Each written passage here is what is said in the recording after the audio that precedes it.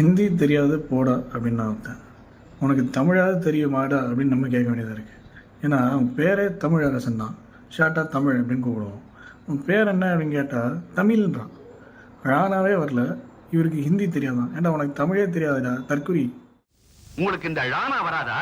அப்புறம் இன்னொருத்தவன் இருக்கான். அவன் தமிழ் பேசாத ஒரு இடத்துல, அதாவது ஒரு வேற்று மொழி பேசக்கூடிய மாநிலம்னு வச்சுக்கோங்களேன், அங்கே போயிட்டு கோஷம் போடுறான் பப்ளிக்ல. என்னென்ன நல்லா கவனிக்கணும். தமிழ் வாழ்க இல்லை, தமிழ் வாழ்க. ஏடா உனக்கு ராணா கூட வரல, லா லா ழாக்கு வித்தியாசம் தெரியல.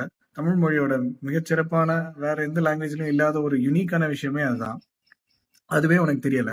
நீ எல்லாம் தமிழை வளர்க்க போற. இதுல ஹிந்தி தெரியாது போடா, ஆங்கிலம் தெரியாது போடா, உனக்கு ஒண்ணுமே தெரியாதுடா, உனக்கு தமிழும் தெரியாதுடா. முதல்ல தமிழ் ஒழுங்கா படிங்கடா. தமிழ் இனி மெல்ல சாகும்னு சொல்ற மாதிரி உங்களால தான்டா தமிழ் செத்துக்கிட்டு இருக்குது. லானாவும் வராது, லானாவும் வராது, சாராவும் வராது, பேரு மட்டும் சுப்பிரமணிய பாரதி. நீர் இந்த நாட்டுக்கு அவருக்கு பெரிய துரோகம் பண்றீரியா? முதல்ல பேரை மாத்தோம்.